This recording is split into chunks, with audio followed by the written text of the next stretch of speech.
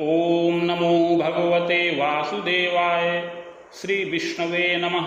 परमात्मने नमः। अंत्यकर्म श्राद्ध प्रक्रिया का निरूपण भाग 6 प्रमाण संग्रह। दान लेने के बाद स्वस्ति का उच्चारण। वायु की पत्नी स्वस्ति देवी संपूर्ण विश्व में पूजित हैं। प्रतिग्रहीता ब्राह्मण के द्वारा दान लेने के अनंतर स्वस्ति शब्द के न बोलने से लेना देना सब विफल हो जाता है। स्वस्ति देवी वायु पत्नी प्रति विश्वेषु पूजिता आदानंच प्रदानंच निष्फलम च यया विना। सैया की प्रदक्षिणा। सैया पूजन के अनंतर प्रमाण्यै देव्यै नमः कहकर हाथ जोड़कर सैया की प्रदक्षिणा करनी चाहिए। सय्याम तु पूजयित्वैवं तद्भक्तो मत्परायणः कृतांजलिपुटो भुक्त्वा कुर्यात् शय्या प्रदक्षिणाम्। नमः प्रमाण्यै देव्यै इति प्रणम्य चतुर्दिशि। सय्यादान का प्रयोजन और उसका फल। सय्यादान से मृत व्यक्ति को तो प्रलय पर्यंत सुख मिलता ही है, दान देने वाले का भी अभ्युदय होता है। मृत व्यक्ति को न तो यमदूतों की प्रताड़ना सहनी पड़ती है और न शीत घाम आदि द्वंद्व ही सहने पड़ते हैं, बस सुख ही सुख प्राप्त होता है। इसी तरह दान देने वाला व्यक्ति भी लाभ ही लाभ प्राप्त करता है। स्वर्गे पुरंदरपुरे सूर्य पुत्रालये तथा सुखम स्वपित्ययं जंतु सय्यादान प्रभावतः तादयन्ति न तं याम्याः पुरुषा भीषणाननाः न यमेन सीताद्यैर् बाध्यते स नरः क्वचित् अपि पाप समायुक्तः स्वर्गलोकं स गच्छति आभूत संप्रम यावत् तिष्ठयन्त वर्जितः। जो ब्राह्मण को सय्यादान करता है अथवा उसके दान के महनीय फल का श्रवण करता है, वह स्वर्गलोक में 10,000 वर्ष तक प्रतिष्ठित होता है। प्रदद्यात् यस्तु विप्राये शृणुत्याव्याप यत् फलम पुरुषः सुभगः श्रीमान स्त्री सहस्रेश्च संवृतः 10 वर्ष सहस्राणि स्वर्गलोके महीयते। वृक्षोत्सर्ग की महिमा। वृक्षोत्सर्ग काम्य कर्म के साथ नित्य कर्म भी है। एकादशाह को होने वाला वृक्षोत्सर्ग नित्य कर्म है। शास्त्र ने बताया है कि जो पुत्र पिता के लिए वृक्षोत्सर्ग नहीं करता वह पुत्र नहीं अपितु उच्चार अर्थात मूत्र मात्र है। इसका कारण यह है कि वृक्षोत्सर्ग के बिना मृत व्यक्ति को प्रेतत्व से छुटकारा नहीं मिलता, भले ही उसके लिए सैकड़ों श्राद्ध क्यों न कर लिए जाएं। इस वचन से यह नित्य विधि अर्थात अवश्य करणीय प्रतीत होती है। काम में इसलिए है कि वृक्षोत्सर्ग करने वाले को अश्वमेध यज्ञ करने का फल मिलता है, साथ ही साथ इसकी 10 पीढ़ी पहले की और 10 पीढ़ी आगे की फलान्वित और पवित्र बन जाती है।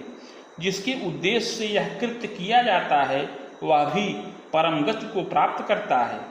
नित्य वृक्षोत्सर्ग को स्वयं करना पड़ता है और काम्य वृक्षोत्सर्ग को आचार्य वर्ण पूर्वक भी कराया जा सकता है।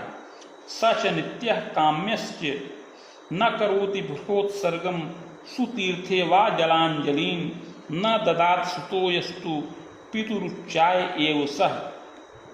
एकादशाहे प्रेतस्य यत् नो सृज्यते वृथः प्रेतत्वं सुस्थिरं तस्य दत्तैः श्राद्ध शतैरपि।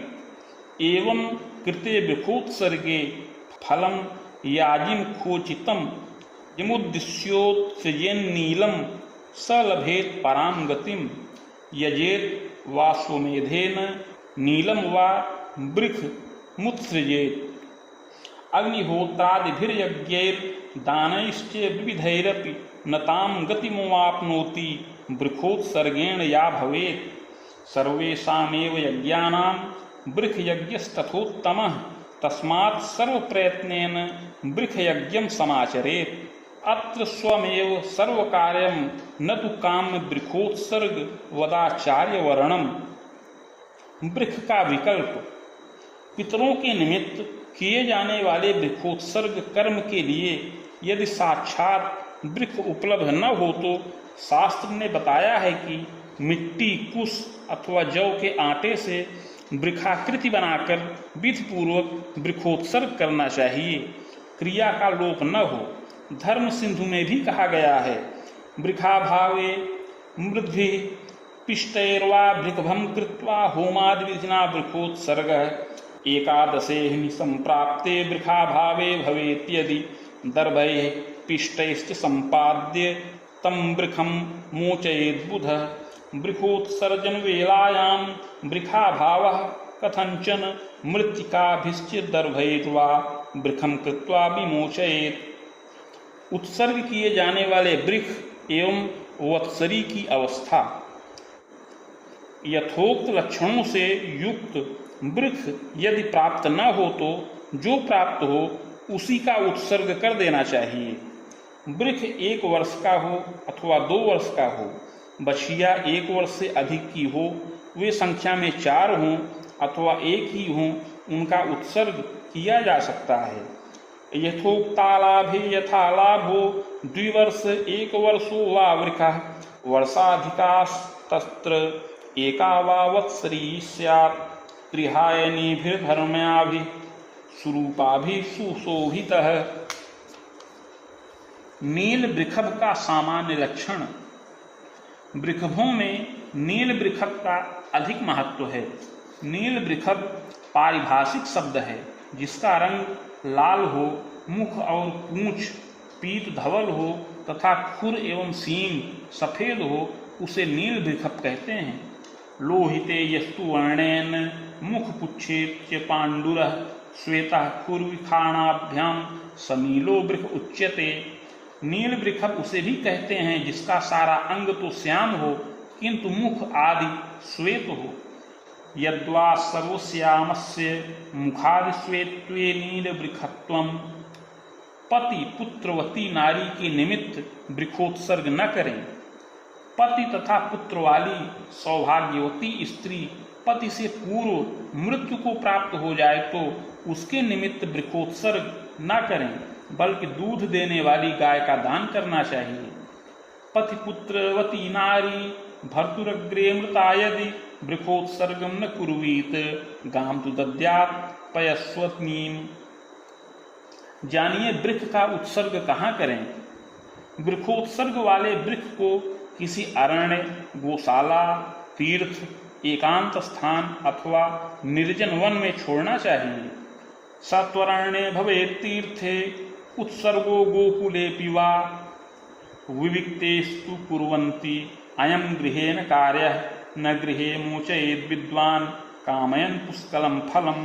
प्रागुत्प्रवणे देशे मनोज्ञे निर्जने वने वृक्षोत्सर्गः कार्यः इति शेषः। वृक्षोत्सर्ग के वृक्ष का अंकन।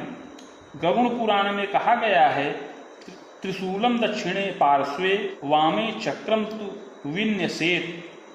किंतु शास्त्रों में भिन्न भिन्न मत पाए जाते हैं।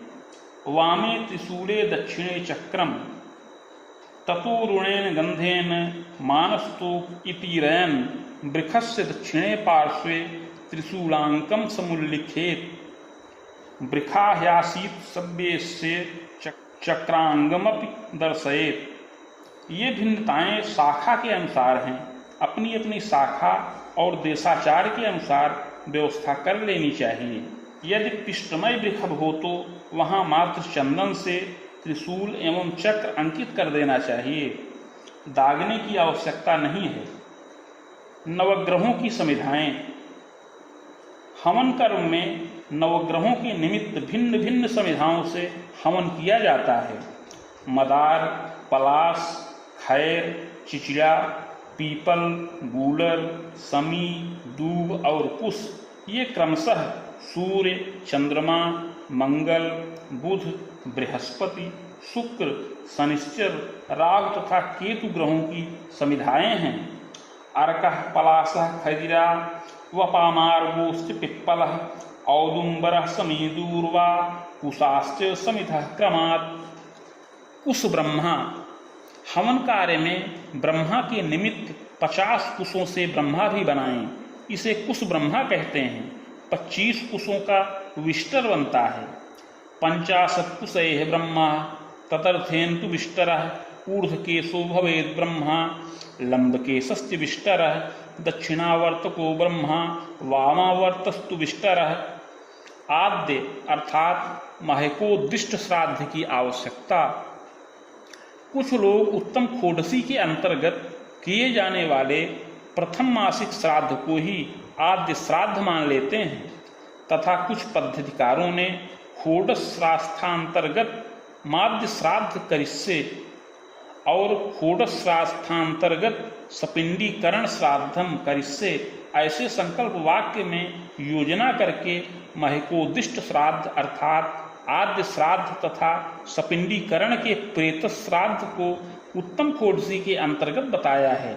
इससे भ्रम उत्पन्न होता है, परंतु गरुड़ पुराण में यह वचन है, आद्यम सौविशुद्ध्यर्थम कृत्वान्यस्ति त्रिखोडसम पितृपंक्ति विशुद्ध्यर्थम शतार्धेन तु योजयेत् शतार्धेन विहीनो यो मिलितः पंक्तिभाङ्गनः चत्वारिशत् तथैवाष्ट श्राद्धं प्रेतत्वनाशनम् सकृदून शतार्धेन संभुवेन पंक्तिसन्निध मेलनीयः शतार्धेन संधि श्राद्धेन तत्वतः।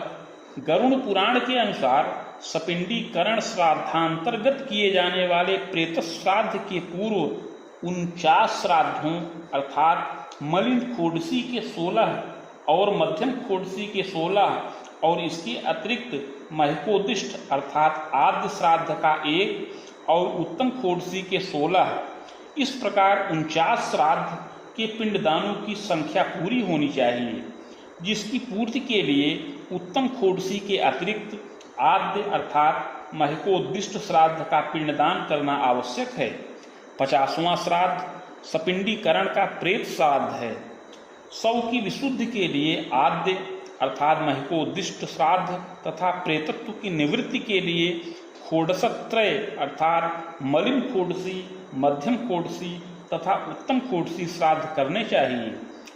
खोडसत्रय श्राद्ध से जीव के प्रेतत्व का नाश हो जाता है। इस प्रकार 100 विशुद्धि तथा प्रेतत्व निवृत्ति हो जाने के कारण 49 श्राद्धों से पितरों की पंक्ति का सामीप्य प्राप्त हो जाता है। अतः सपिंडीकरण श्राद्ध के 50वें प्रेत श्राद्ध का मेलन करने से पितृपंक्ति की प्राप्ति हो जाती है। ऊह विचार। श्राद्ध की कई प्रयोग पद्धतियों में अत्र पितरो मातयध्वम नमो वह पितरः अघोराः पितरः स्वधास्थ तर्पयत में पितृन आदि वैदिक मंत्रों में ऊह करके लिंग वचन तथा संबंध आदि का परिवर्तन कर दिया गया है। अर्थात एकोदिष्ट श्राद्ध में पितर इत्यादि वह वचांत पदों में ऊह करके उन्हें एक वचनांत कर दिया गया है। वैदिक मंत्रों में आनुपूर्ति नियत होने के कारण ऊह करने से मंत्रत्व नहीं रह जाएगा और उन मंत्रों की कर्मांगता भी नहीं हो सकेगी। इसी आशय से पातंजल महाभाष्य में वैदिकाः खल्वपि इसका व्याख्यान करते हुए आचार्य कैयट ने वेदे त्वानु पूर्वी नियमाद्वाक्या न्युदाहरति ऐसा लिखा है। ऊह न करने के विषय में आगे यह भी प्रमाण ज्ञातव्य है। अनाम्ना तेषु मंत्रस्त्व मामना तेषु ही विभागः याज्ञिक प्रसिद्धस्य रूपस्य मंत्रलक्षणस्ते स्वभावात् न हुएत्वारः ऊहादीन मंत्रकांडे धीयते तस्मात् नास्ति मंत्रत्वम्। अर्धपात्रों की स्थापना का प्रकार। विद्वान को चाहिए कि अर्घ प्रदान के बाद एकोदिष्ट श्राद्ध में पात्र को उत्तान अर्थात सीधा रखें और पार्वण श्राद्ध में उल्टा अर्थात अधोमुख रखें। उत्तानम स्थापयेत् पात्र मेकोदिष्टे सदा बुधः निव्यन्नुपार्वणे कुर्यात्। जानिए कौन सा श्राद्ध किस समय करें। पूर्वाह्न में अन्वष्टका अर्थात मातृ श्राद्ध, अपराह्न में पितृ श्राद्ध, मध्याह्न में एकोदिष्ट श्राद्ध तथा प्रातः काल में आभ्युदयिक अर्थात वृद्धि श्राद्ध करना चाहिए। एकोदिष्ट श्राद्ध के लिए मध्याह्न व्यापिनी तिथि प्रशस्त है। इसमें ह्रास वृद्धि का विचार नहीं करना चाहिए। सामान्य रूप से व्रत के पारण में तथा मृत्यु में तात्कालिक तिथि ग्राह्य है। पूर्वाह व्यापिनी तथा देव कार्य के लिए फलप्रद होती है तथा अपराह्न व्यापिनी तिथि पितृ कार्य के लिए प्रशस्त है। पूर्वाह्ने मातृकम श्राद्ध अपराह्ने तु पैतृकम एकोदिष्टम तु मध्याह्ने प्रातर्वृद्धि निमित्तकम। मध्याह्न व्यापिनी या स्यात् सैकोदिष्टे तिथिर्भवेत् यस्यां पितृभ्यो दातव्यं ह्रास वृद्धि न कारणं। पारणे मरणे नृणां तिथिस्ता कारणे स्मृता पूर्वाह्निकास्तु तिथयो देवकार्ये फलप्रदाः अपराह्निकास्तथा ज्ञेयाः पितृर्थे तु शुभावः। एकोदिष्ट के अनंतर ही पार्वण श्राद्ध की करणीयता। एकोदिष्ट श्राद्ध न करके जो पहले पार्वण श्राद्ध करता है उसका वह श्राद्ध निष्फल होता है तथा कर्ता मातृ पितृ घातक कहलाता है। एकोदिष्टम परित्यज्य पार्वणम कुरुते यदि अकृतम तद्विजानीयात् स मातृ पितृ घातक। ब्राह्मण दंपति को भोजन। पति के रहते मृत नारी अथवा पति के साथ दाह से मृत नारी के श्राद्ध में ब्राह्मण के साथ सुवासिनी ब्राह्मणी को भी भोजन कराना चाहिए। भर्तुरग्रे मृता नारी सहदाहेन वा मृता तस्यास्थाने नियुज्यीत विप्रय सहन सुवासिनीं। विभक्ति निर्णय। अक्षयोदक दान तथा आसन दान में षष्ठी, आवाहन में द्वितीया, अन्नदान में चतुर्थी विभक्ति तथा शेष स्थलों पर संबोधन बताया गया है। अक्षयासनयोः षष्ठी द्वितीया वाहने तथा अन्नदाने चतुर्थी स्यात् शेषाः सम्बुद्धयः स्मृताः। पवित्री धारण की अनिवार्यता। जपे होमे तथा दाने स्वाध्याये पितृकर्मणि अशून्यं तु करम कुर्यात् सुवर्ण रजतैः कुशैः।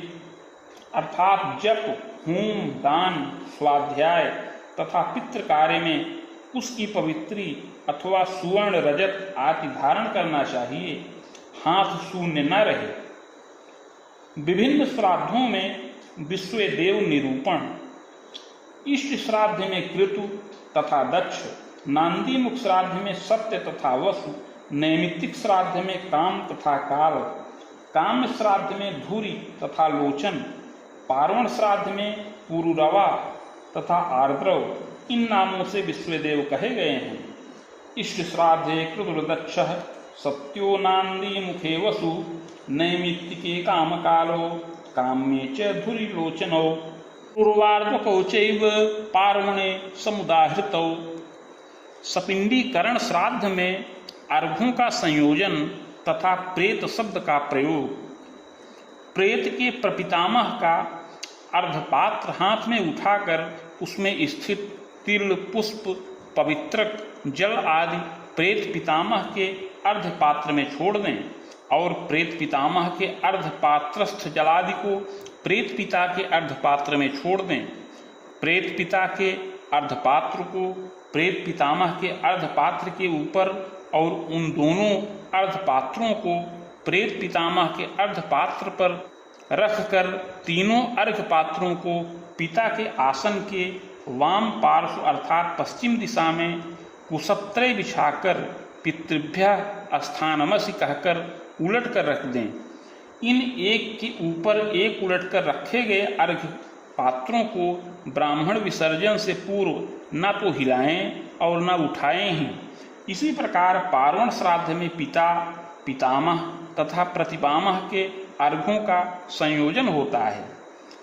इसके बाद अर्थात पिंड मेलन के अनंतर अक्षयोदक दान आदि में प्रेत शब्द का उच्चारण नहीं करना चाहिए।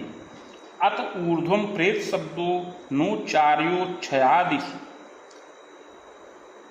सपिंडीकरण अर्थात पिंड मेलन से पहले मृत व्यक्ति के लिए प्रेत शब्द का प्रयोग करना चाहिए और इसके पश्चात पितृ शब्द का तथा शर्मा, वर्मा, गुप्त आदि शब्दों का प्रयोग करना चाहिए। सपिंडीकरणादर्वाग प्रेत शब्देन तम वदेत तदूर्ध्वं पितृ शब्देन सर्व शब्देन निर्दिशेत। प्रेत शब्दं प्रयुञ्जीत यावत् पिंडम न मेलितं ततः प्रभृति वै प्रेतः पितृसाम्यं समुष्णुते विन्दते पितृलोकं च ततः श्राद्धं प्रवर्तते। जानिए स्वाहा स्वधा कहाँ नहीं होगा। आसन, आवाहन, अर्घ्य, अक्षयोदक दान, अवनेजन तथा क्षण दान, इनके संकल्प की वाक्य योजना में स्वधा पद का प्रयोग नहीं करना चाहिए। उसके स्थान पर नमः या अस्तु का प्रयोग करना चाहिए। पितरों के लिए अपसव्य तथा वामावर्त, पितरों को अर्पित किए जाने वाले गंध, जल, धूप तथा पवित्रक आदि पदार्थ अपसव्य तथा अप्रदक्षिण अर्थात वामावर्त क्रम से देने चाहिए। खड दैवत्य, नव दैवत्य तथा द्वादश दैवत्य श्राद्ध। खड दैवत्य सपत्नीक पिता, पितामह, प्रपितामह तथा सपत्नीक मातामह, प्रमातामह, वृद्ध प्रमातामह अर्थात 6 चट। नव दैवत्य पिता, पितामह, प्रपितामह, माता, पितामही, प्रपितामही तथा सपत्नीक, मातामह, प्रमातामह, वृद्ध प्रमातामह अर्थात 9 चट। द्वादश दैवत्य पिता, पितामह, प्रपितामह, माता, पितामही, प्रपितामही तथा मातामह, प्रमातामह, वृद्ध प्रमातामह, मातामही, प्रमातामही, वृद्ध प्रमातामही अर्थात 12 चट। एकोद्दिष्ट श्राद्ध के अतिरिक्त पार्वण आदि अन्य श्राद्धों के संदर्भ में 4 प्रमाण प्राप्त होते हैं, जिनके अनुसार महालय अर्थात पितृपक्ष, गया श्राद्ध, वृद्धि श्राद्ध तथा अन्वष्टका श्राद्ध में 9 दैवत्य अथवा द्वादश दैवत्य श्राद्ध करने की विधि है तथा तीर्थ श्राद्ध, गोष्ठी श्राद्ध और मघा श्राद्ध में द्वादश दैवत्य की विधि है। एक प्रमाण के अनुसार महालय, गया, वृद्धि तथा अन्वष्टका श्राद्ध के अतिरिक्त तीर्थ श्राद्ध आदि सभी श्राद्ध खड दैवत्व भी किए जा सकते हैं। दूसरे प्रमाण के अनुसार तीर्थ श्राद्ध में नव दैवत्य श्राद्ध करने की भी विधि है। इनमें कोई भी श्राद्ध अपने देशाचार या कुलाचार के अनुसार करना चाहिए। इस संबंध में मूल वचन इस प्रकार है। महालये गया श्राद्धे वृद्धावन्नुष्टकासु च गेयः द्वादश दैवत्यम तीर्थे गोष्ठे मघासु च। अर्थात महालय, पितृपक्ष, गया श्राद्ध, वृद्धि श्राद्ध, अन्वष्टका श्राद्ध, तीर्थ श्राद्ध, गोष्ठी श्राद्ध और मघा श्राद्ध में द्वादश दैवत्य श्राद्ध करना चाहिए। देवतानवकं वृद्धो तथैवान्नष्टो वाकसु ज्ञेयं द्वादश दैवत्वं तीर्थे गोष्ठे गयासु च। अर्थात वृद्धि श्राद्ध तथा अन्वष्टका श्राद्ध में 9 दैवत्य तथा तीर्थ, गोष्ठी और गया में द्वादश दैवत्य श्राद्ध होता है। महालये गया श्राद्धे वृद्धावन्नुष्टकावसु 9 दैवत्वमेष्टं शेषं खाट पौरुषं विदु। अर्थात महालय, गया श्राद्ध, वृद्धि श्राद्ध तथा अन्वष्टका श्राद्ध में 9 दैवत्य तथा शेष सर्वत्र खड दैवत्य श्राद्ध करना चाहिए। पित्रादि 9 दैवम वा तथा द्वादश दैवमिति। अर्थात तीर्थ श्राद्ध 9 दैवत्य अथवा द्वादश दैवत्य किया जा सकता है। पार्वण विधि से किए जाने वाले सांकल्पिक श्राद्ध में निषिद्ध कर्म।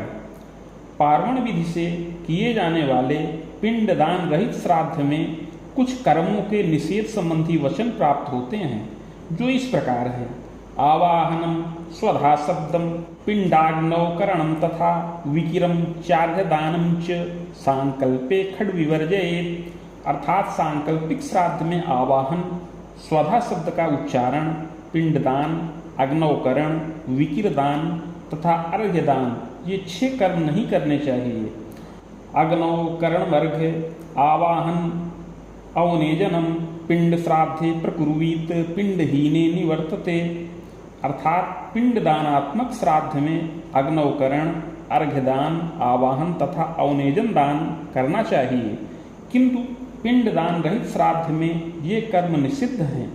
आम श्राद्धे च वृद्धौ च प्रेत श्राद्धे तथैव च विकिरम नैव कुर्वीत मुनिः कात्यायनो ब्रवीत। आमान्न दानात्मक वृद्ध तथा प्रेत श्राद्ध में विकिर दान नहीं करना चाहिए, ऐसा कात्यायन मुनि का कथन है।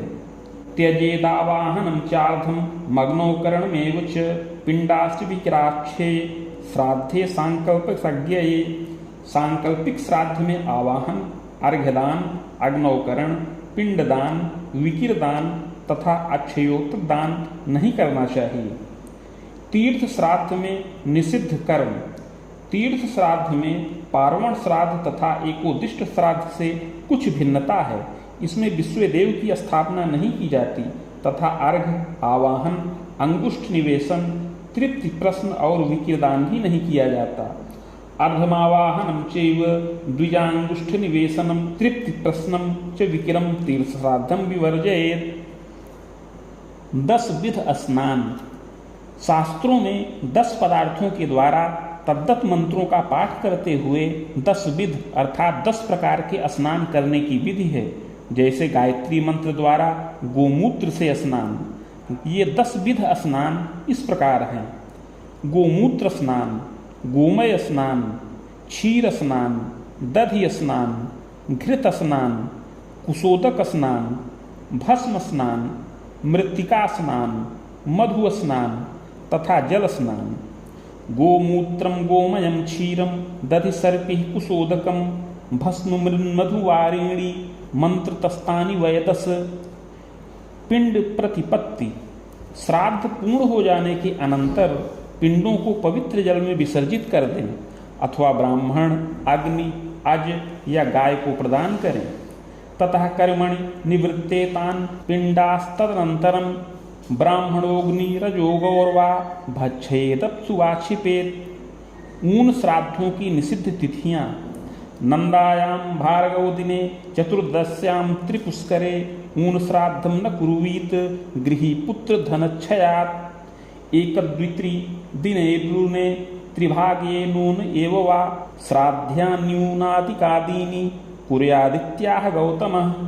नंदा तिथि अर्थात प्रतिपदा, षष्ठी तथा एकादशी, भार्गव दिन अर्थात शुक्रवार, चतुर्दशी और त्रिपुष्कर योग, कृत्तिका, पुनर्वस, उत्तरा फाल्गुनी, विशाखा, उत्तराषाढ़ा, पूर्वा भाद्रपद, इन त्रिपाद नक्षत्र द्वितीया, सप्तमी तथा द्वादशी तिथि और मंगल, शनैश्चर तथा रविवार, इन तीनों के योग में त्रिपुष्कर योग होता है। इन दिनों को छोड़कर ऊन श्राद्ध करना चाहिए। सर्वौषधि तथा सप्त मृत्तिका: मुरा, जटामांसी, वच, कुष्ठ, शिलाजीत, हल्दी, दारू हल्दी, सठी, चंपक और मुस्ता ये सर्वौषधि कहलाती हैं। घुड़साल, हाथी साल, बाम्बी, नदियों के संगम, तालाब, राजा के द्वार और गौशाला, इन 7 स्थानों की मिट्टी को सप्त मृत्तिका कहते हैं। पंच पल्लव एवं पंचरत्न: बरगद, कूलर, पीपल, आम और पाकड़ ये पंच पल्लव कहलाते हैं। सोना, हीरा, मोती, पद्मराग और नीलम ये पंचरत्न कहे जाते हैं। कनकम, कुलिसम, मुक्ता, पद्मरागम च नीलकम एतानि पंचरत्नानि सर्वकार्येषु योजयेत्। पितरों की प्रसन्नता से श्राद्धकर्ता का परम कल्याण। पितर अत्यंत दयालु तथा कृपालु होते हैं। वे अपने पुत्र, पौत्रादिकों से पिंडदान तथा तर्पण की आकांक्षा रखते हैं। श्राद्धादि क्रियाओं द्वारा पितरों को परम प्रसन्नता तथा संतुष्टि प्राप्ति होती है। प्रसन्न होकर वे पितृगण श्राद्धकर्ता को दीर्घायु, संतति, धन धान्य, विद्या, राज्य, सुख, यश, कीर्ति, पुष्टि, बल, पशु, श्री, स्वर्ग एवं मोक्ष प्रदान करते हैं। आयु प्रजाम धनम विद्याम स्वर्गम मोक्षम सुखानि च प्रयच्छन्ति तथा राज्यम पितरः श्राद्ध तर्पिता। आयु पुत्रान् यशः स्वर्गम कीर्तिम पुष्टिम बलम श्रियम पशून् सौख्यम धनम धान्यम प्राप्नुयात् पितृपूजनात्। ओम नमो भगवते वासुदेवाय। श्री विष्णवे नमः। परमात्मने नमः।